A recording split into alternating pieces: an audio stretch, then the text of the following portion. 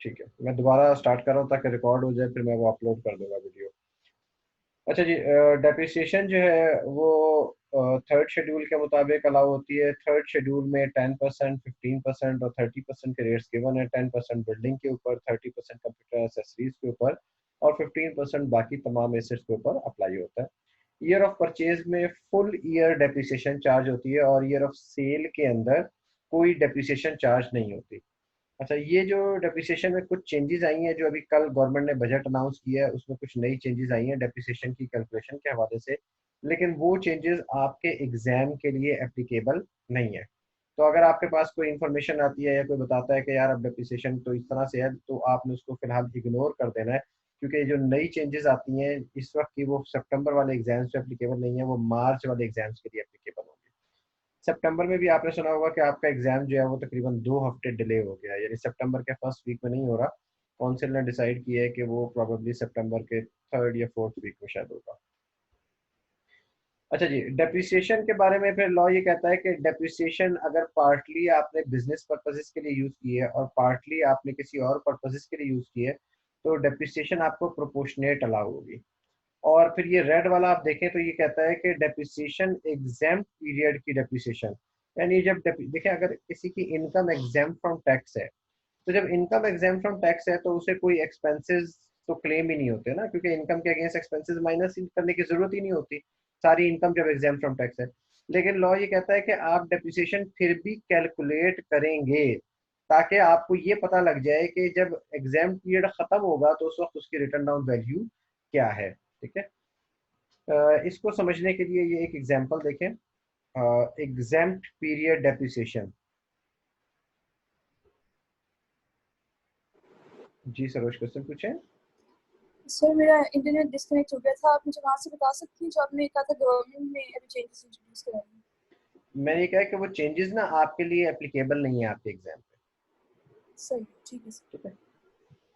अच्छा जी, ठीक है एग्जाम पीरियड डेप्रिसिएशन है, फर्स्ट की आपकी इनकम एग्जाम फ्रॉम टैक्स है, टैक्स ईयर 2016, 2017, 2018 में, और 2019 से आपकी इनकम टैक्सेबल हो जाती है। आपने बिल्डिंग परचेज की टैक्स ईयर 2016 में 10 मिलियन की, उस बिल्डिंग के ऊपर अगर कोई डेप्रिसिएशन है तो वो 10% के रेट से आप चार्ज कर देंगे।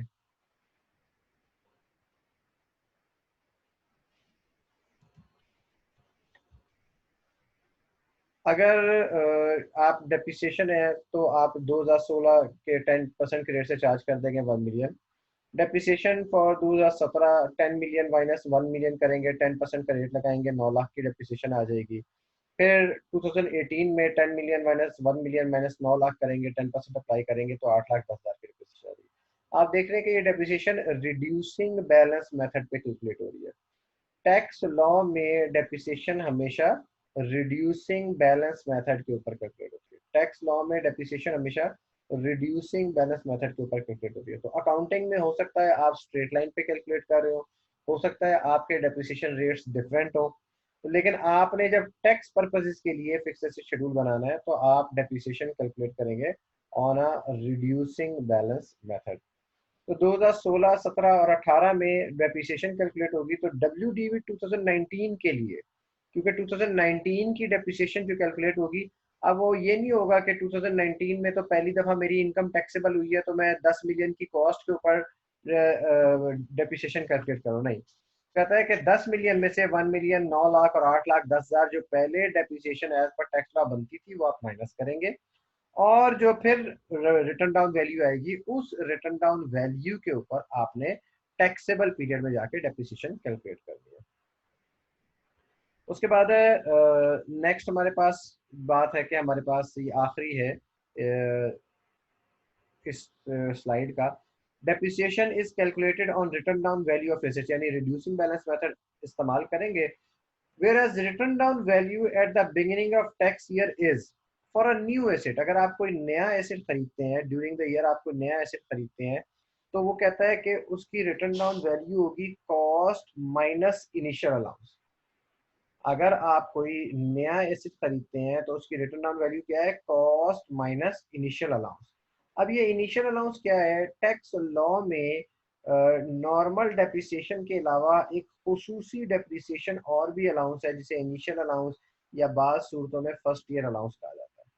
तो जब ये इनिशियल अलाउंस सारे एसेट्स पे नहीं मिलता, ये कुछ एसेट्स के ऊपर मिलता है। जिन एसेट्स के ऊपर ये इनिशियल अलाउंस मिलता है उनकी डिटेल हम बाद में जाके डिस्कस करेंगे। फिलहाल आपने ये, आपको सिर्फ मैं ये समझा रहा हूँ कि नॉर्मल डेप्रिसिएशन कैलकुलेट कैसे होती है। तो आपने क्या करना है, ये जरा दूसरी एग्जांपल देखें। Initial allowance on plant and machinery, cost less initial allowance than remaining balance on remaining amount we calculate normal depreciation. For example, अगर प्लांट एंड मशीनरी आपने 10 मिलियन का खरीदा टैक्स ईयर 2018 में, और फर्ज किया गवर्नमेंट ने इनिशियल अलाउंस का रेट दिया हुआ है 90%, तो इनिशियल अलाउंस कितना हो गया, 9 मिलियन, या इसको इनिशियल अलाउंस या इनिशियल डेप्रिसिएशन भी कहते होते हैं। अब क्या करेंगे, नॉर्मल, ये तो हो गई इनिशियल अलाउंस। नॉर्मल डेप्रिसिएशन कैसे कैलकुलेट करेंगे, 10 मिलियन में से 9 मिलियन माइनस करेंगे, जो बाकी फिगर आएगा यानी 1 मिलियन रह जाएगा। 1 मिलियन के ऊपर 15%, प्लांट एंड मशीनरी पे 15% का डेप्रिसिएशन रेट लगता है, तो नॉर्मल डेप्रिसिएशन कितनी हो जाएगी, 1,50,000 रुपए। इस तरह टोटल डेप्रिसिएशन जब एसेट नया खरीदते हैं, जब एसेट पहले साल में खरीदते हैं, तो उसके ऊपर आपको दो डेप्रिसिएशन मिलती है। हर एसेट पे नहीं, कुछ एसेट्स के ऊपर, वो हम बाद में डिस्कस करेंगे किन एसेट्स पर मिलती है। लेकिन जिन एसेट्स पर मिलती है उनकी दो डेप्रिसिएशन कैलकुलेट होती है, एक इनिशियल अलाउंस यानी ये 9 मिलियन रुपया, और एक नॉर्मल डेप्रिसिएशन। तो टोटल डेप्रिसिएशन पहले साल में कितनी होगी, 9.1 मिलियन।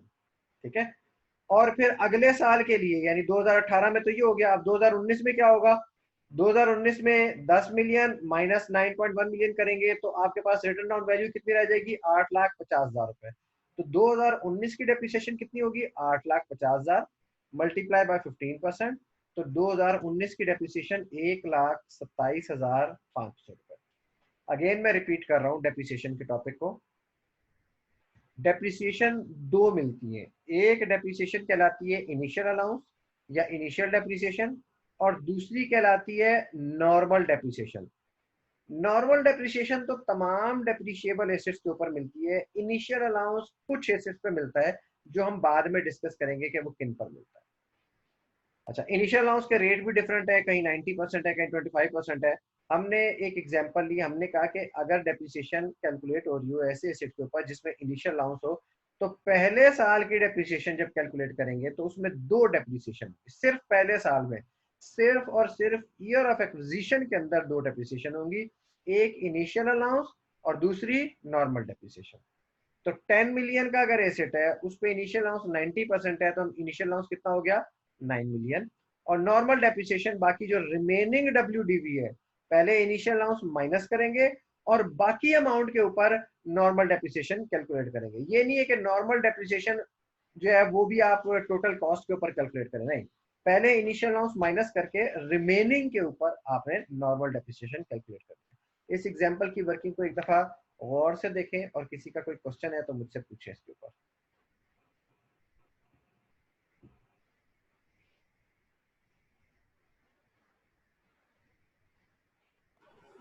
जी सरोज, क्वेश्चन पूछें। सर वर्किंग तो समझ आ गई, लेकिन मुझे ये समझ नहीं आ रही कि exempt period depreciation doesn't like exempt period क्या होता है।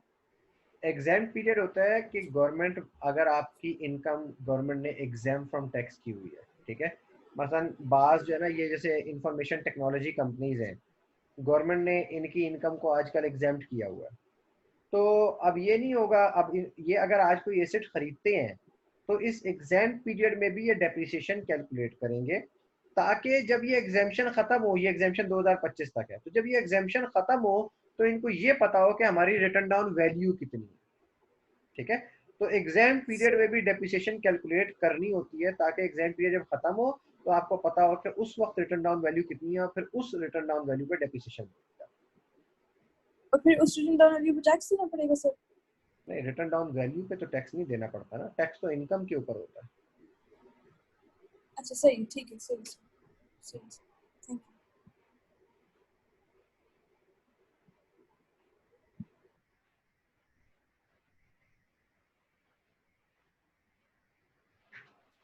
जी सलमान, क्वेश्चन पूछे। जी सर, ये जो टैक्स डिप्रिसिएशन है ये हमेशा रिड्यूसिंग बैलेंस मेथड से ही हाँ जी, कैलकुलेट टैक्स करेंगे हम। Depreciation is always on reducing balance method. जी ठीक, ठीक है। ठीक है सर, ये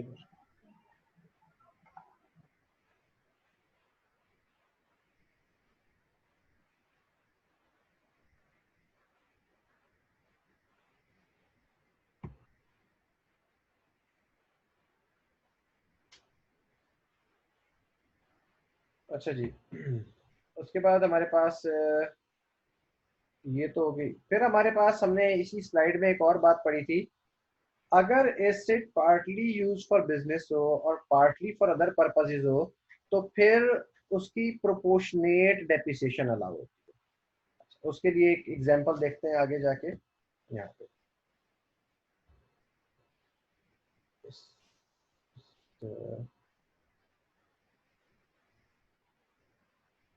फॉर एग्जांपल आपके पास टैक्स ईयर 2018 है, इसमें रेवेन्यू है, अभी 19 को इग्नोर कर दे, पहले सिर्फ 2018 को पढ़े। रेवेन्यू है 1 मिलियन, एक्सपेंसेस है 7 लाख रुपए, प्रॉफिट अकाउंटिंग का आ गया 3 लाख रुपए। अकाउंटिंग डेप्रिसिएशन और टैक्स डेप्रिसिएशन, इसके लिए जरा नीचे नोट पढ़े। वो कहता है the cost of equipment purchase during the year is ₹5 lakh. During the year 5 lakh रुपए का उसने एसेट खरीदा, इक्विपमेंट खरीदा। Accounting depreciation is calculated at the rate of 10%, जो कि 50,000 रुपए बन जाएगी। And tax depreciation is allowed at the rate of 15%, जो कि बन जाएगी 75,000 रुपीज। फिर आगे कहता है asset was use 50% for the purpose of business in tax year 2018। Asset का इस्तेमाल टैक्स ईयर 2018 में कितना हुआ है? सिर्फ और सिर्फ 50%।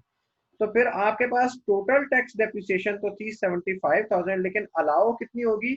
50%। अब 2018 के ऊपर वर्किंग दोबारा देखे मैंने क्या किया, 1 मिलियन का रेवेन्यू, 7 लाख के एक्सपेंसेस, 3 लाख का profit, accounting depreciation add back कर दी।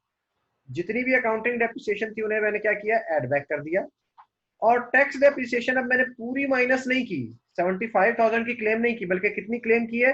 37,500, क्योंकि मुझे क्वेश्चन में बताया गया था कि जनाब 37,500 जो है वो आपकी बिजनेस पर्पज के लिए यूज हो रही है। तो taxable income for tax year 2018 कितनी आ गई? 3,12,500। अब उसके बाद 2019 आ जाता है। यहाँ पर एक इंपॉर्टेंट चीज आपने याद रखनी है, जो कि 2019 में जो एसेट की रिटर्न डाउन वैल्यू कितनी होगी। अब देखें, डेप्रिसिएशन तो मुझे 37,500 मिल रही है, लेकिन रिटर्न डाउन वैल्यू में ऐसे कैलकुलेट करूंगा जैसे डेप्रिसिएशन मुझे पूरी 75,000 अलाउ हुई है। उसकी वजह ये है कि देखें एसेट की वियर एंड टीयर तो पूरी हुई है ना, यूज आपने बिजनेस के लिए कम किया है। तो वो कहता है रिटर्न डाउन वैल्यू कितनी होगी? 5 लाख माइनस 75,000, जवाब आएगा 4,25,000। और टैक्स ईयर 2019 की जो डेप्रिसिएशन है, टैक्स डेप्रिसिएशन, वो 4,25,000 रुपए का 15% कैलकुलेट होगी। ठीक है, एक दफा इसको दोबारा। अब देखिए मैंने क्या किया, 15 लाख माइनस 11 लाख, 4 लाख का प्रॉफिट बिफोर टैक्स आ गया। इसके अंदर अकाउंटिंग डेप्रिसिएशन ऐड कर दी 45,000 की। वो मैंने कैसे कैलकुलेट की? 5 लाख रुपए मेरे पास इक्विपमेंट की कॉस्ट थी, 50,000 की डेप्रिसिएशन हो गई। सवाल में चूंकि इन्फॉर्मेशन मजीद गिवन नहीं है तो मैंने अज्यूम किया ये रिटर्न डाउन वैल्यू मेथड ही चल रहा है अकाउंट से भी। तो 5 लाख में से 50,000 माइनस किए, रिटर्न डाउन वैल्यू कितनी रह गई? 4,50,000। उसका 10% लिया तो 2019 की अकाउंटिंग डेप्रिसिएशन कितनी आ गई? 45,000। ठीक हो गया। टैक्स डेप्रिसिएशन, और टैक्स में मैं क्या कर रहा हूँ, टैक्स के अंदर मैंने 5 लाख में से पूरे 75,000 रुपए माइनस किए। मेरे पास रिटर्न डाउन वैल्यू कितनी रहेगी? 4,25,000 रुपए। और इसके ऊपर मैंने 15% डेप्रिसिएशन कैलकुलेट की, 63,750। और फिर मैंने टैक्सेबल इनकम कैलकुलेट की। मैंने अगली स्लाइड के ऊपर ये फिक्स एसेट शेड्यूल बनाया भी है। ठीक है, इस तरह से आपका फिक्स एसेट शेड्यूल बनता है। अब देखिए 2018 में क्या हुआ, ओपनिंग रिटर्न डाउन वैल्यू कितनी थी? 0। एसेट मैंने खरीदा 5 लाख रुपए का, closing return down value 5 lakh हो गई बिफोर डेप्रिसिएशन। इनिशियल अलाउंस, कोई सवाल में इंफॉर्मेशन नहीं है कि इसमें इनिशियल अलाउंस मिलता है। ठीक है, वो इनिशियल अलाउंस की इंफॉर्मेशन मैं बाद में बताऊंगा वो कैसी होती है। आपने नॉर्मल डेप्रिसिएशन कैलकुलेट की 75,000, टोटल आपके पास 75,000 आ गया। रिटर्न डाउन वैल्यू क्लोजिंग कितनी हो गई? 425,000। Allowed depreciation 37,500, disallowed depreciation 37,500। Next year क्या हुआ? 4,25,000। ओपनिंग रिटर्न डाउन वैल्यू मैंने कितनी ली? 4,25,000 रुपए। एडिशन कोई नहीं था, क्लोजिंग 4,25,000, इनिशियल अलाउंस कोई नहीं है। 15%, 4,25,000 के ऊपर 15% अप्लाई किया, 63,750 रुपए आ गया। और क्लोजिंग रिटर्न डाउन वैल्यू मेरे पास 3,61,250। अलाउड डेप्रिसिएशन 63,750, क्योंकि सवाल में लिखा हुआ है कि जनाब इस साल आपने एसेट को फुली बिजनेस के लिए यूज किया। ठीक है, तो यहां तक आपको बात समझ में आई है? 2018 की कैलकुलेशन 2019 की कैलकुलेशन समझ में आई? अगर नहीं समझ में आई तो क्वेश्चन पूछें, इसके बाद मैं 2020 पे चला जाऊंगा। 2018 और 2019 सबको क्लियर है?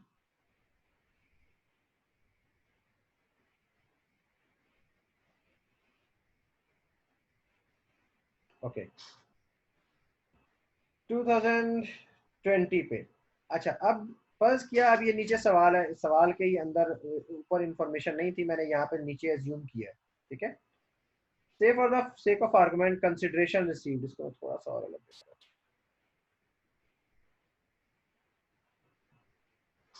Tax year 2020, asset sold.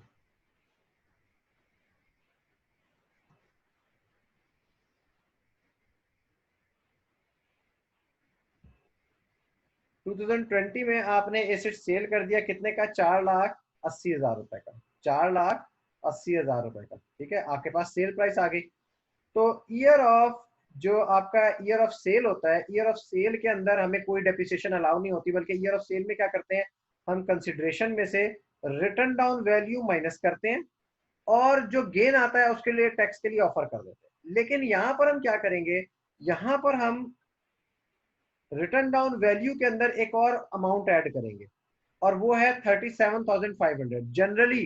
Generally हम गेन कैसे कैलकुलेट करते हैं? जनरली हम गेन कैलकुलेट करते हैं sale price minus return down value, sale price minus return down value. लेकिन ऐसा एसेट जो partly for business partly for other use हुआ हो और उसमें कोई डेप्रिसिएशन पिछले सालों में डिस अलाउ की गई हो, तो हम क्या करते हैं, उसकी रिटर्न डाउन वैल्यू में जो डिसअलाउड डेप्रिसिएशन है उसे ऐड करते हैं। तो टोटल रिटर्न डाउन वैल्यू कितनी आ गई? Total WDV for calculation of gain ये आ जाएगी 3,98,750 रुपए। और गेन जो टैक्सेबल गेन है, टैक्सेबल गेन, टैक्सेबल गेन, इसको बिजनेस गेन कहेंगे। टैक्सेबल बिजनेस गेन कितना आएगा? 81,250। देखिए, अगर ये डिसअलाउड डेप्रिसिएशन ना होती, डिसअलाउड डेप्रिसिएशन ना होती, तो फिर तो मैं 4,80,000 में से 3,61,250 माइनस करता और बाकी गेन को ऑफर के लिए टैक्स कर देता। लेकिन टैक्स लॉ ने कहा कि भाई इस बंदे को तो पहले ही हमने डेप्रिसिएशन डिसअलाउ की थी, तो जो डिसअलाउड डेप्रिसिएशन है उससे क्या हो रहा है, अब आपका जो टैक्सेबल गेन है वो रिड्यूस हो रहा है। तो ये गेन की कैलकुलेशन है। मैं अगेन रिपीट कर रहा हूँ, ये नेक्स्ट स्लाइड के ऊपर मैंने कुछ पॉइंट्स लिखे हैं कि अगर asset for partly for business use हो और पार्टली फॉर अदर यूज हो तो आपने क्या क्या काम करने होते हैं। पहली चीज, depreciation for the purpose of calculation of taxable income is based on the percentage of use of asset for business, यानी proportionate use of business। जितना एसेट बिजनेस पर्पसेस के लिए इस्तेमाल होगा, जो डेप्रिसिएशन का क्लेम है उतना ही प्रोपोर्शनेट टैक्सेबल इनकम की कैलकुलेशन में आ जाएगा। जैसे हमने ऊपर किया था कि 75,000 की डेप्रिसिएशन थी, लेकिन हमने क्लेम कितना लिया? 37,500। फिर दूसरा पॉइंट क्या है याद रखने वाला? However depreciation for the purpose of fixed asset schedule is taken as a full amount to calculate return on value। जब हम फिक्स एसेट शेड्यूल में डेप्रिसिएशन लेते हैं तो वो पूरी अमाउंट लेते हैं ताकि अगले साल की डेप्रिसिएशन इंपैक्ट ना हो, ठीक है। तो उसमें जैसे हमने इसके अंदर किया, पूरे 75,000 की डेप्रिसिएशन ली और फिर अगले साल हमने 4,25,000 रुपए के ऊपर डेप्रिसिएशन कैलकुलेट की। तीसरा point, at the time of disposal of asset, जब हम एसेट को सेल करते हैं तो गेन लॉस कैलकुलेट होता है कंसिडरेशन या sale price less return down value. However gain loss calculation, for gain loss calculation return down value is increased by the amount of depreciation which was previously disallowed। जब gain loss calculate करेंगे तो जो पहले आपको gain loss depreciation disallow हुई थी उसे return down value में ऐड कर देंगे, उसे रिटर्न डाउन वैल्यू में ऐड कर देंगे, ठीक है। तो ये पॉइंट्स आपने partly for business partly for other purposes में याद रखने। कोई क्वेश्चन? जी सलमान, क्वेश्चन पूछे। जी सर, ये डिसअलाउड डेप्रिसिएशन को ऐड बैक क्यों करनी है, इसकी रीजन क्या है? हाँ, उसकी WDV में उसकी रीजन ये है कि ये एक ऐसा एक्सपेंस था जो मुझे पहले अलाउ नहीं हुआ, ठीक है। सही अब जब सही। एक एक्सपेंस मुझे पहले अलाउ नहीं हुआ तो, और जैसे डेप्रिसिएशन शेड्यूल में ये एक्सपेंस आ रहा है, ठीक है जी सर।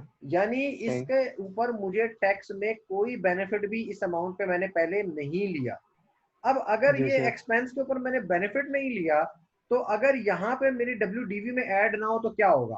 तो आप देखेंगे 4 लाख, फिर मेरा गेन पता है कितना होगा? गेन होगा मेरा, ये मैं यहाँ पे लिख देता हूँ साइड पे, 4,80,000 माइनस 3,61,250 हाँ रुपए, और मेरा गेन आएगा 4,80,000 माइनस 3,61,250 रुपए, 1,18,750 रुपए। ठीक है, कितना सही। गेन आ रहा है? 1,18,750 रुपए। तो टैक्स लॉ अच्छा। ने कहा कि यार ये तो इसका गेन बढ़ रहा है, और गेन बढ़ रहा है जबकि इसमें एक ऐसा एक्सपेंस भी शामिल है जो हमने अलाउ पहले नहीं किया था। तो इस वजह सही से सही। वो अब उस डेप्रिसिएशन को अब हमें रिटर्न डाउन वैल्यू में अलाउ कर रहे हैं कि आपको इसको ऐड कर लें ताकि आपका गेन जो है यहाँ पे कम हो जाए। ठीक ठीक ठीक ठीक ठीक है, ठीक, सही है, समझ गया। सही है, क्योंकि पिछली दफा हमें कोई फायदा नहीं हुआ था, फायदा तो नहीं हुआ इसलिए ना हमें उसके स्टार्ट ऊपर। बस। और जी अब सर, मतलब सही मुझे है। डेप्रिसिएशन, उसको डेप्रिसिएशन मिली नहीं है और गेन पे टैक्स हम्म। लगा रहे हैं, तो दो काम एक वक्त में तो नहीं हो सकते ना, कि एक्सपेंस भी सही अलाउ सही ना करें और उसके ऊपर टैक्स भी लगाएं गेन के ऊपर। तो इसलिए सही उन्होंने सही यहाँ सही। के ऊपर उसको अलाउ ठीक ठीक ठीक सही, थैंक यू सर, करा। समझ गया।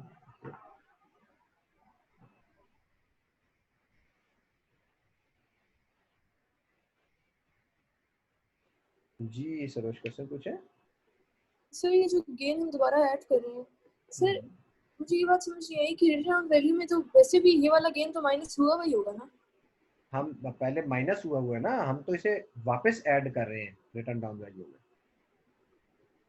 अच्छा सही, ठीक है सर, ठीक है, ठीक है सर। वो देखिए, पहले रिटर्न डाउन वैल्यू से माइनस हुआ था, लेकिन टैक्स में मुझे उसका फायदा कोई नहीं हुआ, इसलिए बस मैं सर, यहाँ पर दोबारा ऐड कर रहा हूँ ताकि मेरा गेन कम हो जाए।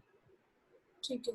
और सर एक और चीज़ ये पूछनी थी कि अगर सोनली बिजनेस यूज के लिए होगा तो फिर हम sale price minus minus return down, हाँ फिर रिटर्न। वो ये वाली कैलकुलेशन ठीक, होगी, ये जो साइड पे मैंने की है ना, 4,80,000 माइनस 3,61,250, फिर ये वाली सिंपल कैलकुलेशन। ठीक है सर, थैंक यू सर।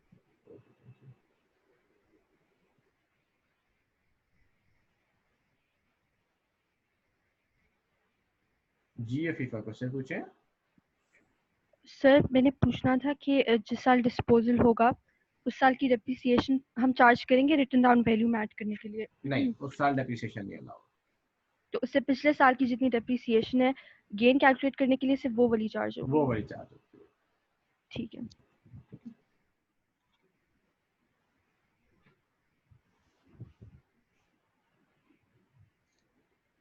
किसी का कोई और क्वेश्चन?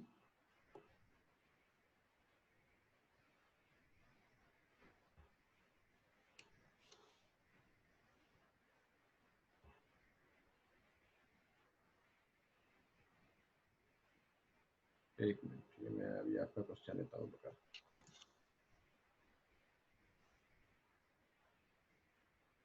जी ये होगा, क्वेश्चन पूछे। सर अगर इंटेंशन हो के पार्टली यूज करना है, पार्टली पर्सनल यूज है और पार्टली बिजनेस यूज है, तो जो इनिशियल अलाउंस होगा उसको भी, वो तो फुल अलाउ होगा ना खाली बिजनेस यूज के लिए, हाँ, वो या उसको इनिशियल भी अलाउंस तो प्रोपोर्शन वो कर? तो साल के शुरू में ही मिल जाता है ना, वो तो फुल हो जाता जी, वो फुल होगा, ठीक है सर। है।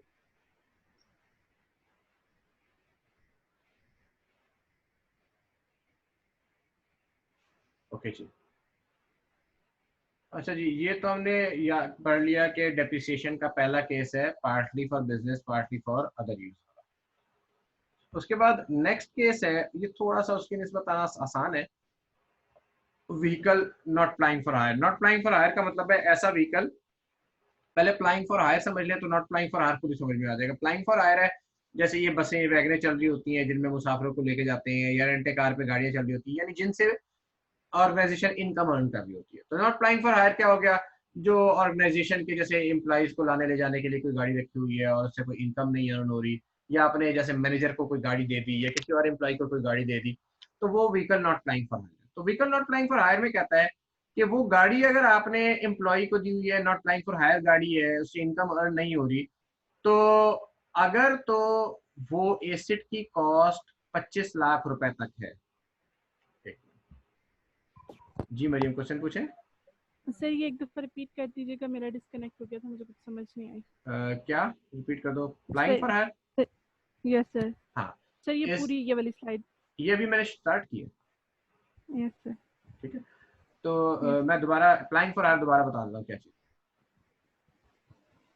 तो एसेट अप्लाइंग फॉर हायर और asset not applying for hire में फर्क ये है कि अप्लाइंग फॉर हायर वो एसेट होता है जिससे ऑर्गेनाइजेशन इनकम अर्न करती है, जैसे ये डाइवो वालों की बसें चलती है या मुख्तलिफ ऑर्गेनाइजेशन अपनी रेंट कार पर गाड़ी चलाती है वगैरह, बाकी सारे एसेट अप्लाइंग फॉर हायर होंगे। तो जो एसेट अप्लाइंग फॉर हायर है उसके बारे में लॉ ये कहता है कि उसके ऊपर अगर वो एसेट आपने खरीदा 30 लाख रुपए, सॉरी 25 लाख रुपए या उससे कम का, तो फिर तो नॉर्मल कैलकुलेशन है, कोई मसला नहीं। लेकिन अगर आपने एसेट खरीदा 25 लाख रुपए से ज्यादा का, फर्ज किया आपने 30 लाख रुपए का खरीदा है, तो डेप्रिसिएशन आपको 25 लाख पे मिलेगी, 30 लाख रुपए पे नहीं मिलेगी। अभी नीचे कैलकुलेशन देखें। फॉर एग्जांपल आपने एक एसेट खरीदा 30 लाख रुपए का 2017 में, तो डेप्रिसिएशन क्या मिलेगी 2017 में, 25 लाख रुपए मल्टीप्लाई बाय 15%, यानी 30 लाख पे नहीं कैलकुलेट करेंगे बल्कि किस पे कैलकुलेट करेंगे, 25 लाख रुपए के ऊपर। अगले साल अब ये 25 लाख में से 3,75,000 माइनस किए, 21,25,000 रह गए। 2015 में क्या होगा, 2018 में नेक्स्ट ईयर 21,25,000 का 15% डेप्रिसिएशन हो जाएगी, 3,18,750 रुपए। अब एग्जांपल ऐसे for the sake of argument आप अकाउंट्स में डेप्रिसिएशन कैलकुलेट करते हैं 20% on straight line basis. Accounting profit है 10 लाख रुपया और 2017 में, और 2018 में 12 लाख रुपया, तो अकाउंटिंग डेप्रिसिएशन कितनी हो जाएगी, 6 लाख रुपए। स्ट्रेट लाइन पे चल रही है, 20% का रेट है, तो 3 मिलियन का 20% 6 लाख रुपए है, 2018 में भी 6 लाख रुपए। दोनों सालों में ये तो अमाउंट एड बैक हो जाएगी, दोनों सालों में ये अमाउंट एड बैक हो जाएगी। तो अकाउंटिंग डेप्रिसिएशन जितनी मर्जी हो, जिस तरह मर्जी कैलकुलेट करें, वो हमेशा क्या होती है, एड बैक हो जाती है। और टैक्स डेप्रिसिएशन 3,75,000 रुपए जो हमने ऊपर कैलकुलेट की थी, और 3,18,750 रुपए जो हमने ऊपर कैलकुलेट की है। ठीक है, तो अगर आपने vehicle not applying for hire 25 lakh रुपए से ज्यादा का खरीदा, तो आपको डेप्रिसिएशन कितने पे मिलेगी, 25 लाख रुपए। ऊपर की अमाउंट के ऊपर कोई डेप्रिसिएशन भी अलाउ नहीं होगी। इस स्लाइड पे कोई क्वेश्चन है तो पूछें।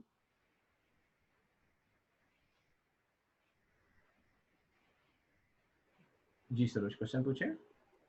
सर अकाउंटिंग डेप्रिसिएशन भी 25 लाख पे होगी? अकाउंटिंग डेप्रिसिएशन तो अकाउंट्स में तो पूरी अमाउंट पे कैलकुलेट हो रही होती है ना, वो तो मैं 30 लाख पे कैलकुलेट किया। ठीक है, वो पूरे पे होगी ना? हाँ, अकाउंटिंग तो देखें, अकाउंटिंग तो अपने हिसाब से चलती है ना, उसका तो टैक्स से कोई ताल्लुक नहीं है। सही सर। वो तो जो भी ऑर्गेनाइजेशन की पॉलिसी है। अब यहाँ पर मैंने लिखा है अकाउंटिंग डेप्रिसिएशन 20% स्ट्रेट लाइन। ठीक है, रिटर्न डाउन वैल्यू होती है तो रिटर्न डाउन वैल्यू के मुताबिक हो जाती है। यहाँ तक क्लियर है सबको?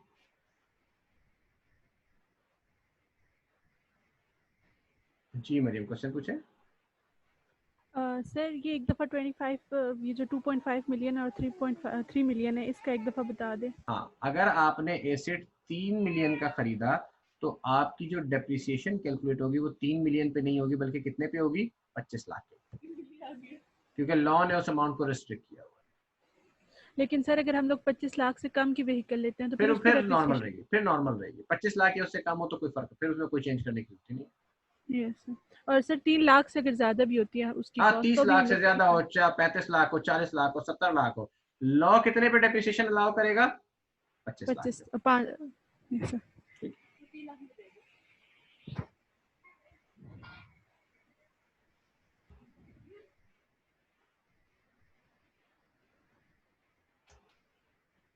जी होगा।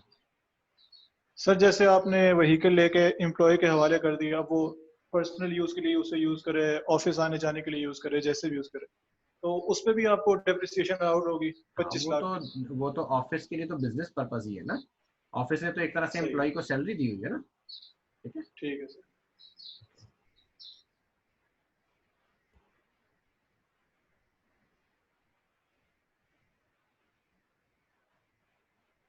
फिर जरा आपने लिखा है ये वाली बात रिपीट कर दें, ये नहीं पता मुझे कि कौन सी बात रिपीट कर दें, तो आप दोबारा क्वेश्चन पूछें डिटेल से।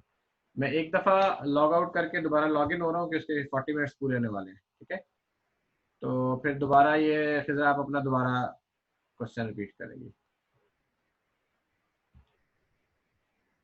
मैं भी आपको दोबारा लिंक भेजता हूँ सबको।